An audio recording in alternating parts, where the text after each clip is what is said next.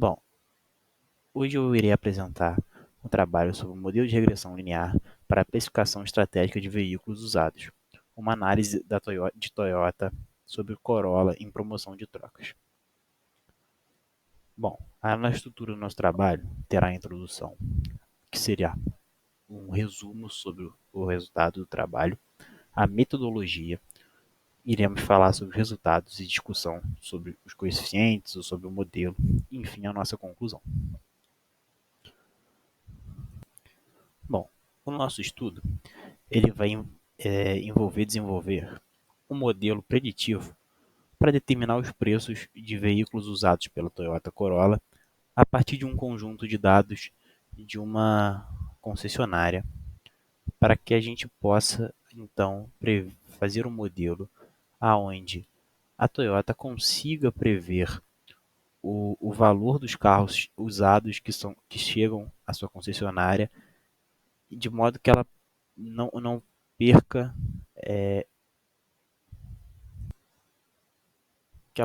esse dinheiro na precificação dos carros usados e assim ela saia acabando saindo no prejuízo nessas trocas que ela faz de apresentar uma promoção aos seus clientes, que eles levem o seu carro antigo para abater o preço do novo.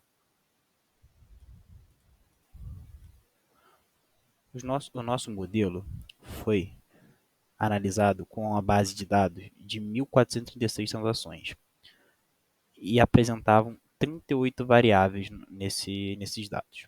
O nosso objetivo foi então desenvolver esse modelo estatístico confiável para prever os preços de revenda. E o nosso grande problema seria a precificação inadequada, porque ela pode resultar em perdas financeiras para a concessionária. Então ela pode acabar comprando um carro, abatendo esse carro usado no preço do novo de maneira errada, de uma maneira que ela não vai conseguir retornar aquele dinheiro que ela avaliou o carro. E por isso que o nosso modelo tem que ser bastante confiável para prever esse preço de revenda. E aí nós temos alguns dos atributos que representam cada aspecto ou característica diferente do carro. Ao todos foram 38 variáveis, então eu selecionei algumas que são bastante importantes, né?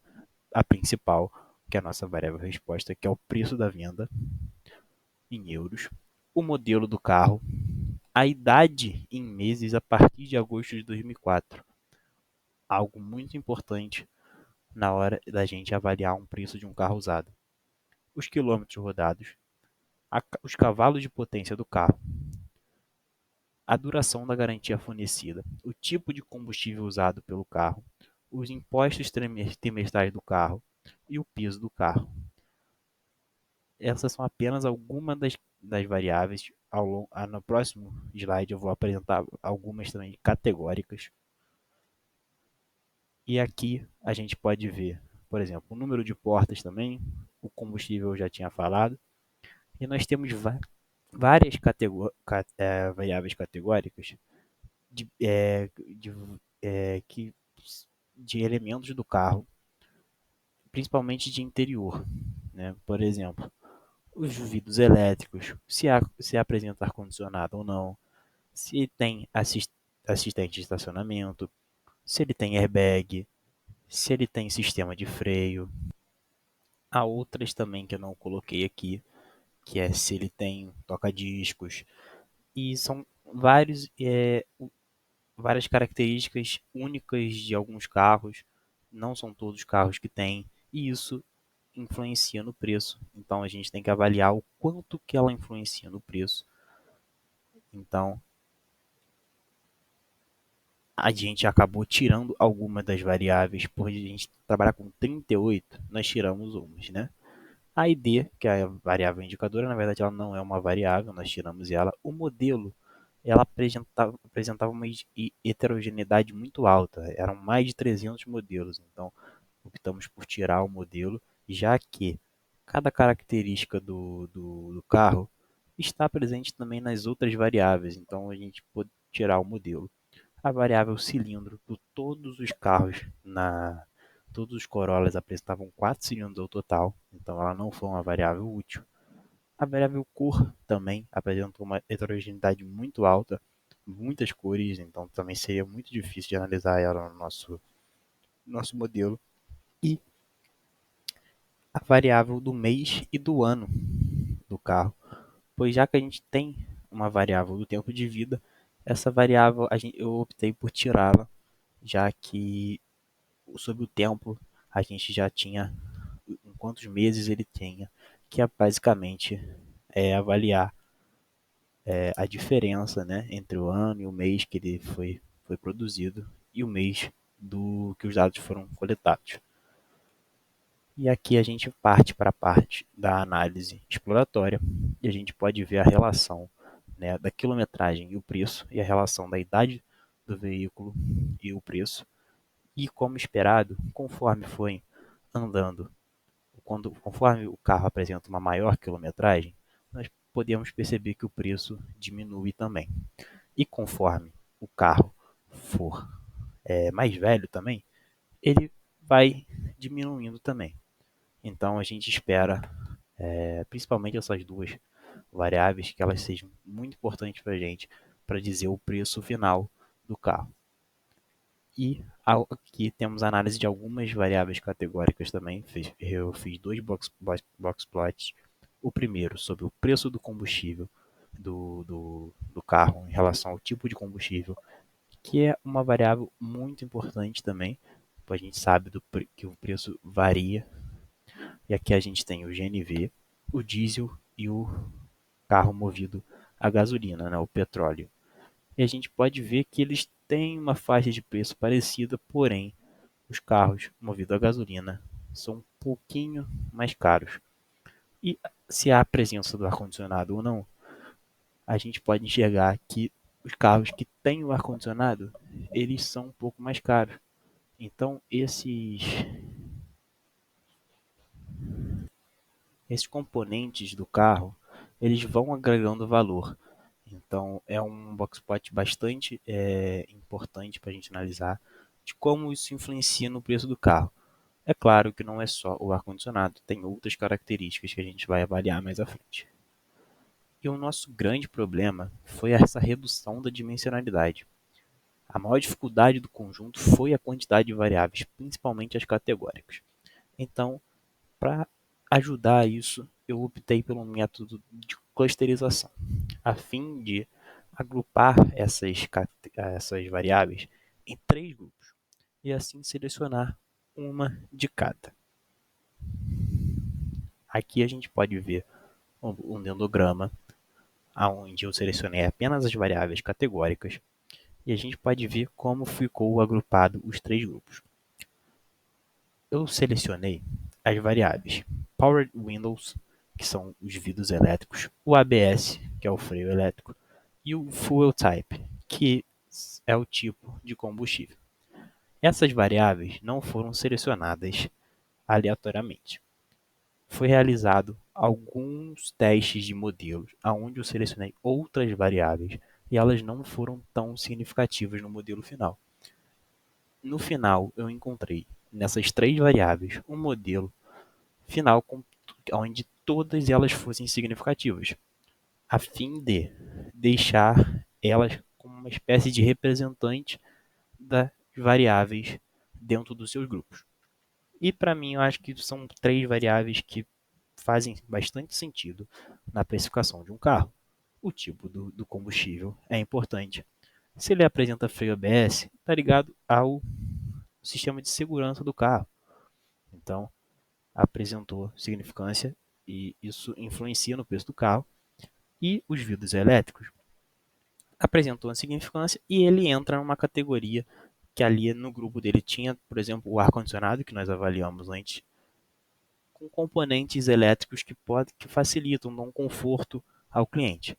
E faz sentido a gente, então, colocá-las no nosso modelo final. Aqui nós chegamos nas nossas matrizes de correlação. A primeira vamos avaliar as matrizes de correlação de variáveis numéricas, onde a gente pode ver uma alta correlação negativa entre idade e preço e quilômetro e preço, algo visto na nossa análise exploratória anteriormente nos gráficos que analisamos. E podemos ver que a correlação é muito alta. E temos uma correlação considerável para HP e o peso do carro. E através do nosso modelo, utilizando o método Stepwise, nós selecionamos essas 4 variáveis para o nosso modelo final. E aqui a gente pode ver uma correlação das variáveis categóricas entre elas. E a gente pode ver ali uma formação de grupos, talvez não tão claro quanto vimos no dendrograma, mas essa matriz de correlação ela pode servir para a gente reafirmar o que a gente escolheu nas três variáveis a partir do nosso dendrograma. Bom, partindo para a nossa análise de diagnóstico, nós encontramos uns gráficos muito impactantes para a nossa análise, pois o resultado foi muito bom, o resultado é considerável, ainda mais levando em conta o número de observações. Os pontos que saem do controle são muito poucos em relação à quantidade de, de amostra que nós temos. E, apesar de termos alguns pontos fora, né, que influenciam significativamente o modelo, nós tivemos uma análise prévia para a retirada de outliers, que eu vou comentar no próximo slide. Então, isso ajudou bastante na nossa análise de diagnóstico e de encontrar gráficos significantes para a gente. Bom, e aqui a gente vai comentar sobre os outliers, porém, antes foram realizados testes de normalidade para os resíduos. Ambos os testes rejeitaram a normalidade. Então, nós fizemos transformações, né, Box-Cox e ajustando o modelo com log, porém, ambos rejeitaram a normalidade, apesar dos gráficos parecerem que iriam aceitar, mas eles rejeitaram. Após essa tentativa, eu realizei a verificação e o tratamento dos outliers para identificar e analisar esses pontos influentes. Retirados, assim, a gente conseguiu encontrar normalidade nos resíduos e podemos seguir assim então para o modelo final. O nosso modelo final ele é bastante grande, ele apresenta 8, 8 betas, porém, se nós realizássemos esse modelo sem o agrupamento, sem a clusterização, ele chegaria, através do método Stepwise, em 19 variáveis significativas. Então, acredito que esse método da clusterização, de tirar os outliers, ajudou bastante a gente chegar a um modelo final que foi muito bom, os resultados dele, e de uma maneira que ele conseguisse agrupar todas as características importantes do carro, mas que ele não ficasse um modelo gigantesco. Então nós vamos para a análise dos coeficientes. O intercepto, todos apresentaram um p-valor muito significante, né? O intercepto, ele ficou com menos 8.493, algo que não parece fazer muito sentido. Porém, podemos ter nos outros coeficientes algo que pudesse explicar isso, e vamos chegar à frente quando eu for falar sobre o peso. Quando falamos da idade, chegamos que a cada mês do carro ser usado, nós perdemos 115,40 no preço final. Algo que faz sentido vista os gráficos anteriores, a matriz de correlação, e o mesmo para a quilometragem, aonde a cada 1.000 km se tira 15,46 do preço final. Bom, quando partimos para o HP, o coeficiente também não parece fazer muito sentido, pois quanto mais potência, teoricamente o carro iria valer mais, mas na verdade ele perde 12,3. Só que com o peso, ele ganha 25,39 por quilo. E como cada carro tem praticamente pelo menos 1.000 quilos, o que dá a entender que esse coeficiente acaba compensando os coeficientes anteriores que talvez estariam desequilibrados. Bom, chegando na análise dos tipos de combustível, nós vemos que quando ele tem, quando ele é movido a diesel, ele perde 1.176. Quando é movido a gasolina, ele ganha 866 no valor do carro. O ABS também apresentou um coeficiente negativo de 202 e os vidros elétricos de 40, 435 e 10. O nosso desempenho do modelo foi muito impactante. O nosso R quadrado ajustado foi de 0,884, algo muito bom. E o nosso erro quadrado médio foi de 1020,66. Talvez seja um número alto, mas se tratando de um preço de um carro, não foi tão alto assim. Nós tínhamos uma limitação. Algumas variáveis que seriam talvez pudessem ser importantes, nós não tínhamos acesso, né? A sazonalidade, a localização, elas não foram incluídas na nossa tabela de dados. E como era só de uma concessionária, a gente tem uma generalização limitada. Porém, nós conseguimos reduzir as variáveis preditoras sem perda do poder explicativo. Isso foi um ponto muito positivo do nosso modelo. Então, chegamos aqui, né? Temos aí a limitação e as vantagens. A nossa conclusão foi de que o modelo se adequou muito bem ao preço dos carros e ele explica 85% da variabilidade dos preços de Toyota Corolla usados. As variáveis apresentadas no modelo final foram fatores mais influentes.